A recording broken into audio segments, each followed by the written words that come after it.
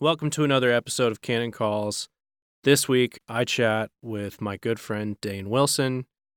And before we get going here, I wanted to direct your attention to a few things mentioned in the episode. So I've linked in the show notes everything that we talked about, including River Thief, which can be found on Netflix, as well as Hound of Heaven, which I think is on iTunes, and Andrew and the Fire Drake trailer, which is on our YouTube, which if you're not subscribed to our YouTube, you should be.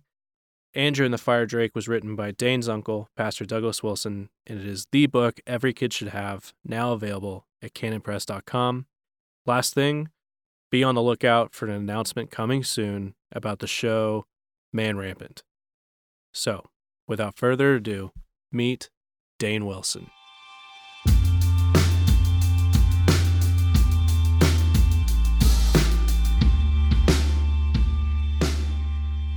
Today we're going to talk to Dane Wilson. And Dane Wilson works at Canon Press. He works for Guerrilla Poet Productions. Correct. And really, I've already told you, one reason I want to have you on is because I thought about it the other day, and you do a lot of cool things, and this sort of familiarity and the closeness of working under the same roof, it breeds indifference. And I want to, so I want to have you just on. Stifling all of the noise over here as you introduce me. No, dude, not just noise, laughter, dude. Laughter. Because Yes. you're my laugh track. Oh, good. Yes, I am. So I want to have you on because you do cool things, and I think other people would be interested in your cool things. And so, Dane Wilson, welcome to Canon Calls. Thank you very much. I have been officially introduced. Video editor, media guy. What is your official title? What should I deem you? Well, the first title ever received on a plaque. This will be for the podcast notes. Yeah. So tell me, make sure. It's a video production specialist. Yeah. That is pretty neat. That made me feel pretty special. Video production specialist. And I was like, oh man, that's on a plaque. I don't have one here, which is fine because it seems like you should wear glasses with that kind of title. That's true. The first time I got glasses, no, not the first time, but Forrest Dickinson, our illustrator extraordinaire, drew a picture of me. It made me kind of look like a superhero with my glasses. Clark Kent. It was a little Clark Kent-y. Yeah, it was. Yeah. Anyway. Well, hey, man, why don't, so real quick, can you just introduce yourself in terms of, like, what is a video what is a video production, video VPS? VPS. What does a VPS guy do? Well, video production there's a whole bunch of different job titles that you can have. Sure. So for me, I like to do them all. I like to do the shooting. I like to do the editing. I like to do all of the post-production, the visual effects. Okay. So you're saying somebody with your title does less than you? Well, a video production specialist, that's kind of a broad, that can cover a lot of different things. Yeah. So I think of, there's a lot of guys in the field who want to just do one thing. They just want to I just want to shoot. I just want to edit. I just want to do one thing. They just want to focus specifically on one thing. And I just feel like those guys are missing out on the whole picture, because when you get to start, and that's kind of where I started, I mean, kind of, with Notes from the Tilt-A-Whirl, one of the first. The bookumentary. Yes, the bookumentary starring N.D. Wilson. And that's a Guerrilla Poet production. That one. Available on iTunes. Available, and Amazon. Yes, iTunes, Amazon. And that one, I shot a lot for it. I didn't edit it, but it was kind of a role, one of my first roles, bigger roles in a video production setting. So for me, my job entails the planning, the gear, equipment, organization, like what do we need to go on a shoot, and then once we get there, what do we shoot and how do we shoot it? And sometimes we do storyboarding, sometimes we do not do storyboarding because sometimes the project's small enough that it doesn't need that. And then we bring it back into the editing room and piece it together. And then if there's any visual effects, that comes later. But That's probably visual effects is some of my favorite, even though it can be tedious. It's some of my favorite stuff because you can actually listen to music. Visual effects later on, you're saying in post-production, Yes, editing room. Yeah, after you've put your main cut together. Okay, so on the Excuse me, spectrum. sorry. No, yeah, please catch Clogged your breath, up a little sir. bit. Catch your breath, just a little, sir. just a little clogged up over here. Yeah, Take a sip of my tea. yeah. Um, Dane's tea really has his name on it. mm-hmm. Drink one for Dane, and that's down the street that they have that. Yeah, Dutch Bros Coffee. Drink one for Dane. I thought that was pretty special, but then I realized it was for ALS. This guy named Dane, and he has ALS. Did you ask about it? I think so. Yeah. Yeah, Well, I you seem needed to know a lot about it. I needed to know. Yeah. Well. Yeah. So one thing I've noticed, because in the last 2.5 years, as coordinating producer, which is my title. Yeah. Lovely title. It's a great title. I have to be around you for all these shoots. I have to be with you. Yes. We don't do the same things. No. But man, I'll tell you what, it's a tedious thing doing all this video stuff. Yes. We're shooting Man Rampant, which is a show. I'll tell you what, it's a lot of nothing happening.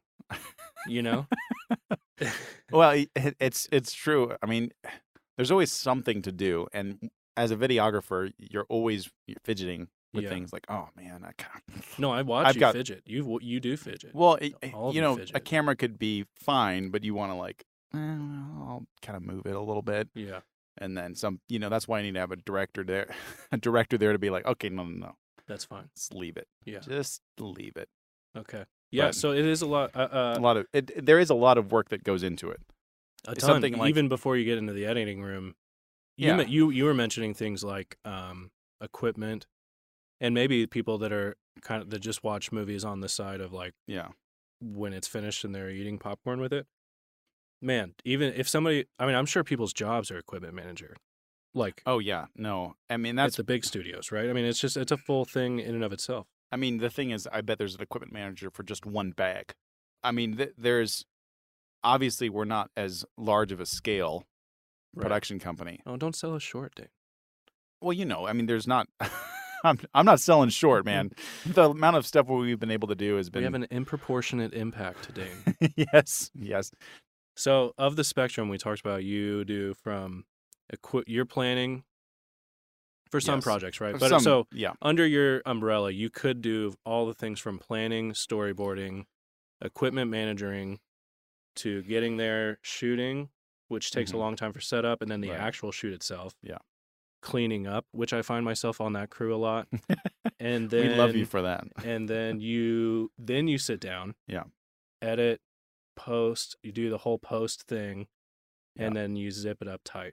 So of that spectrum, what do you enjoy? What's your personality tend towards? Well, I always at the beginning I always thought it was the shooting, but I gotta say it's fun to be a part of the entire process. Okay. If I had to give somebody else my footage that I shot, and I was pretty heavily involved in the shooting and the idea behind it, oh, okay, this is gonna be a really fun project. I want to kind of have a say.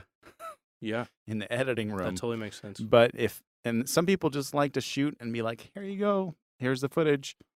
I don't like that. And people who just focus on that, those people tend to be better DPs in one sense. Okay. Because they just focus so hard on the shot. And because me and you are in the lingo, I know what DP means. Yes. So director of photography. Okay. But even then, what would one of so those be? A director of photography would be in charge of managing, A camera, B camera, C camera, making sure that every shot is where it needs to be, what the framing is, making sure everyone's on the same page, kind of the creative concept. So he's the director of photography is storyboarding there. He's colors. He's right? He's taking the storyboard and bringing it to life when they're actually shooting. Got it. So for me, a director of photography, I kind of want to roll back a little bit of what I said. Yeah, roll it back. Director of photography, somebody who's just does that. typically they're very good because they just do that, and that's what they focus on, like the image, the shot, what it looks like, the composition, the framing, and I think there's an aspect to that, just doing that's really helpful, but also you lose the element of what happens in the editing room. If you're not seeing what's being made of what you shoot, then you're kind of you've lost the bigger picture. Yeah. And to be a good DP, I think a really good DP, you have to be in the whole process. You have to know, like, okay, what's going to happen here, and then after that project, you're like, okay, I saw what happened in the editing room. I saw what the end result was. So you're saying I can get better for the next project, right? Because I know how they use the footage. Yeah, you're saying some guy could be a DP on a film, yeah, and he's a baller. Yeah, oh yeah, all the shots are great, and then he hands it to the editor. Yeah, and then when that movie comes out and it turns out terrible, I could IMDb who was the DP on this project, and oh no, this guy must not be very good. Well, like there's like there's that risk, right? If you're handing it off, there's the risk if you hand it off to somebody, they might make a terrible movie out of your beautiful footage. Got it. So, our film, The River Thief, another film, yeah, another film on Netflix. On Netflix, watch it. Amazon? If you have a subscription, Amazon Netflix. too, or no? Not Netflix. Amazon, not. I guess well, if it's Netflix, it's got to be. It's on Amazon, I guess. Okay. To buy it on well, stream. Let's see. I think the Blu-ray is available at Canon Press. Yes. So I think important. The Riot and the Dance, our documentary, that's available more. Too many places. Too many things. Too many. Let's put a pause on Riot. Yeah.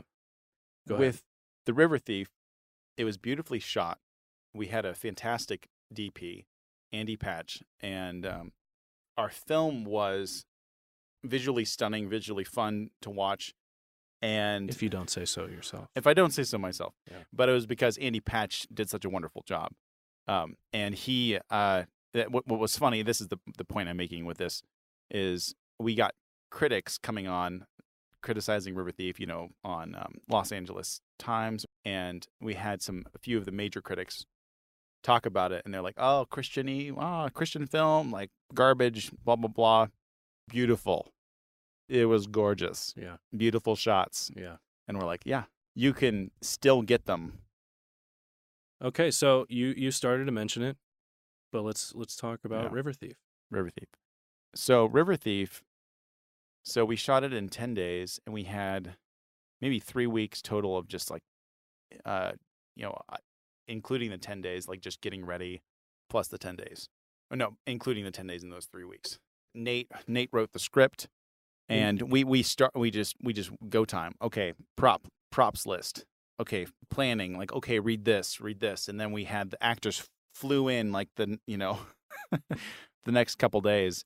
Before we keep going, Indy Wilson is Nate. Yes, and Nate he is your cousin. And he is my cousin. Indy Wilson is my cousin, and Aaron Wrench and Indy Wilson. Aaron Wrench, no relation to you. No, Aaron Wrench is not related to me. Okay, you're now brother-in-law, correct? Oh, yeah. Starred in it? Yes. So Joel Courtney. Oh, a Netflix star. A Netflix star. Yes. Dane, you're practically almost famous. Oh, wow. Dang, wow, thank you. Yeah. Have you benefited at all from his rise in Instagram? Joel is a fantastic actor. He did a great job with the River Thief. He came down. Nate called him up, was like, hey, we've got a film. We're going to make it. Are you in? And he was like, let me check. Sure. How much experience, Dane, did you have in shooting feature films? None. Okay. I had done Notes from the Tilt-A-Whirl, shot and edited The Hound of Heaven, which is a short film. Worked on another short film called Hootie. We haven't released that, but that was kind of a beginner. I got to do some specialty shots in that film. Got to ride in a German spy plane and with a camera that I did not really know how to use very well. So is this why it hasn't been released? No, actually, we're hoping to release it. Hope so. No feature film experience, although you know what a camera is. You know how to turn it on. But some experience involved with shooting a short film, which it does translate. It just doesn't Sure. translate as much as you would want it to. Okay. How long did so planning 11 days roughly, shooting 10 days roughly. How long was post? Something along that line. I might be a little incorrect on the timeline, but I know it took 10 days to shoot it. Sure. So, how long did post production take? Oh man, this is a sore subject. It took a long time. So there were some things that we had to do visual effects, like more visual effects than you would want to on a feature film. But it was a lot of fun to do those visual effects because I learned a lot. 6 months. 1 year. Probably a year. 1 year. But that is also, that includes like other things that we're working on at the same time. Okay. So usually we finish filming a project and then another project comes up. We're filming that and editing. Yeah. The other project that we just. This was in 2014. Man, you mean release date? No, I was here for release date. Yeah, 2016. 2016. Yeah, about 2014. Yeah. Wow. Man, time flies when you're having fun, Dane. Yeah. The only evidence that I have that this happened, because I was somewhere else, is that there's a chair right now in the alley of Canon Press between us and another business that's been laying there since 2016 when I got there. Really? I filmed you throwing it there, and all I knew was everybody just calls it, that's the river thief chair. Is that true? That's what I've been told. It? Because The it river- doesn't it leans back, but like Way to too the far. side though.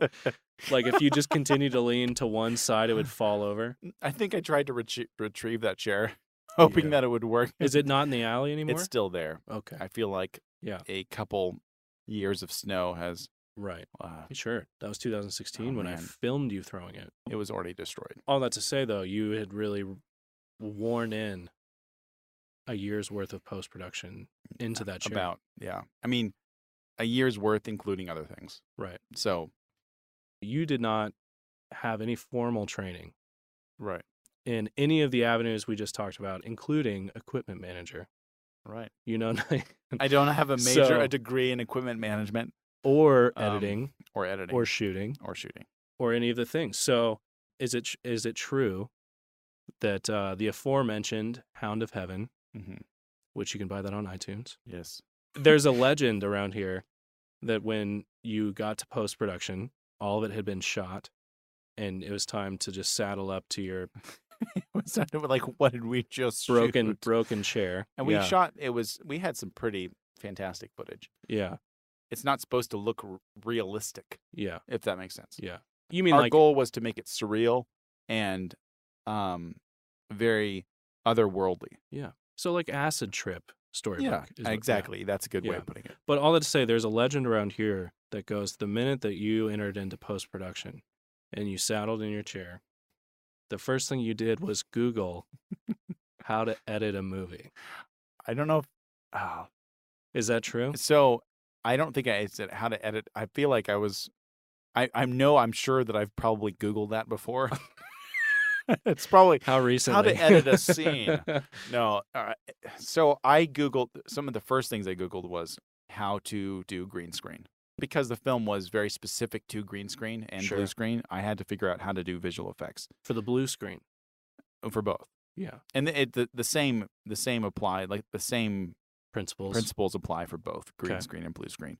Blue screen you use if a character has blue jeans on, you don't want to use blue screen. You want to use green screen. Right. Because blue jeans are blue. And if you key out the blue screen, then you're going to have someone with no legs. So if you have somebody with a green shirt or green paraphernalia, you want to use a blue screen. Yeah. And typically if they shoot something in water, they use blue screen.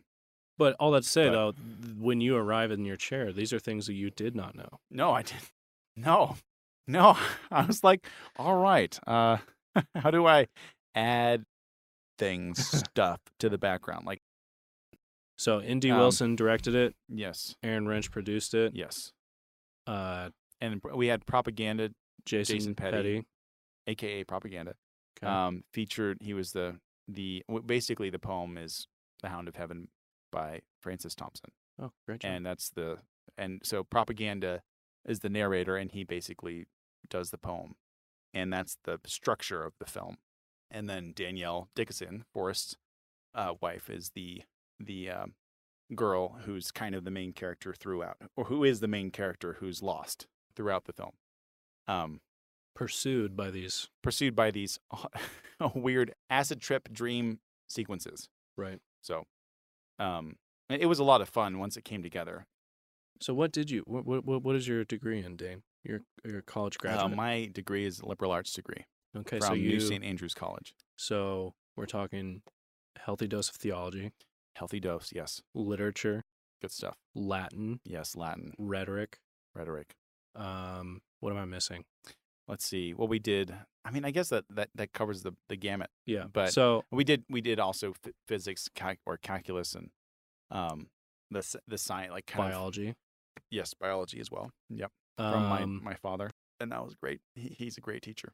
Yeah. None of them have anything to do with video production specialists. Specialties. Expert. So, yes. Do you recommend this route? I do. I really do. I went to Logos School in Moscow, Idaho, and then I went to New St. Andrews College. And throughout the years, you realize how much you're getting. And then even after I graduated, I'm still learning, like, oh man, I'm so glad I did this. Because you can take, I mean, obviously there are some jobs that you have to get a degree for. I'm not discounting those jobs. But most of us, when we're 18, just graduating out of high school, we are not really ready. I mean, if you're at an ACCS school, you're usually more ready. Obviously, we recommend New St. Andrews College. I do, because that's where I went. Yeah. And also, I know that they've kind of plowed the ground for this kind of education. One thing that I love about Cannon's culture and the people here is generally nobody really is very, by the world standards or by any other standard that we would normally look to, are not qualified for their positions by any means. Right. Whether it's you, I'm certainly not qualified to do anything of the sort that I'm doing now. James, actually, Forrest, I suppose, did get a degree, although he doesn't appreciate it. It's neat to be around people who, whether or not they have the formal education or not, and it's excellent work. What's your advice for somebody's kind of interest in the field? Interest, and maybe they feel like the anxiety to be like, oh, I need to go get X certification, and go to Full Sail University. Yeah, something like that. Like I need to have. Maybe they feel that anxiety of like, do I need to go do that? Like, how would you, what advice would you give to somebody who maybe doesn't have a cousin like yours who kind of got you there? Yeah. What would you? That was a huge blessing because he was there like encouraging me like, yeah, you like this. Yeah. Let's go. Let's try it. Right. Right. So a cousinless, right? For somebody in Florida who is wondering, should I go to Full Sail University? Right. Just go out and work. Okay. just go out and try it. Go take your phone. Go film something. And I know, shout out to Darren Doan. His method of getting people, like figuring out if people were actually gonna be able to do the job was to go film 30 sunrises. I'm not saying you have to do that to be able to do film, but it's good to discipline yourself and actually go out and like, okay, whether it's go out film sunrises for 30 days in a row, or you go out and actually film a small project. The way I started was just, I got my camera. You don't have to have a special camera that costs $5,000 to be able to go do something fun and learn how to film. You get it can be like a little digital camera that costs $100 or your phone. You go out and film something like a tree. You film it from a bunch of different angles, get close-ups, get wides, and you put it together to music, whatever music you want. You don't have to license it you're not selling it. Like have fun with it. There are a bunch of people who are just gear junkies and they just want the gear. Like, oh man, okay. And they're on Google. What's the new camera? Yeah. Okay. Yeah. I'm going to get the new camera and like research it and like how many frames per second and resolution does it have and what are the megapixels? Yeah. There's there's times when that is important, like 4K resolution. If you're making a 4K film, then you need to use that. Yeah. But a lot of people get hung up on the gear. What do I need? I need a slider. You are the slider. Go outside and just plant your feet far apart and then just do little slider motions. You get some cheap editing software. Try it. Windows Movie Maker. I don't even know if that exists anymore. So in terms of just learning, you have to go out and practice. Practice with whatever you have. You don't wait for the equipment to come to you, the equipment you want to come to you. Take the equipment you have or that you can afford and go out and film something. And it could be anything. It could be, at your house, your mom making dinner, whatever it is. Go filming your sister's filming your sister's football game. Sorry. Wow, Dane very progressive. Very progressive. Sorry, that just kind of came out. Yeah. Your brother's football game. Filming. How about your sister's volleyball game, Dane? That's what I meant right. to say, but it kind of came out a little different. It just practice. Yeah. And don't complain when people don't want to do it with you. Just do it yourself. You can film yourself. It's really easy. Set up the camera and get in front of it. Don't be afraid to fail either. And I know everyone says that, but don't be afraid to fail and make something stupid. I've made plenty of stupid films. Yeah, I've seen a few. Yeah, it's terrible. I'm just kidding. It seems to me the fundamental difference between those who make it and those who are actually doing what they want to do. Yeah. They're they've achieved what they think this was my dream to do in right. whatever scale that is. The fundamental difference between them and the people who don't is not the gear. Right. But it is that every day getting out and doing it. Right. Every day with whatever equipment that you have. Yeah. That you actually go and do it. And, I think I've heard Darren talk about that. Like, I would look at the guy, what is that person already doing? Yeah. Before I consider hiring them. Because some people wait around and be like, oh, I just need to get hired. Yeah. I'm going to wait till then. I'm going to wait till that happens. Or yeah. And that's garbage. There's so much content out there that you can just go learn. I learn from 8-year-olds who are on, I don't know why their parents let them have a computer. Wow. Sorry, I'm not Dane's that. going to throw a quick shit before he just a little appreciates this 8-year-old. No, I mean, so I can learn a lot more from a 12-year-old doing a little tutorial on how to do something on After Effects, which is a Adobe program. And I love those tutorials because it's just funny to me. They're like, "Hey, welcome to my," very sure.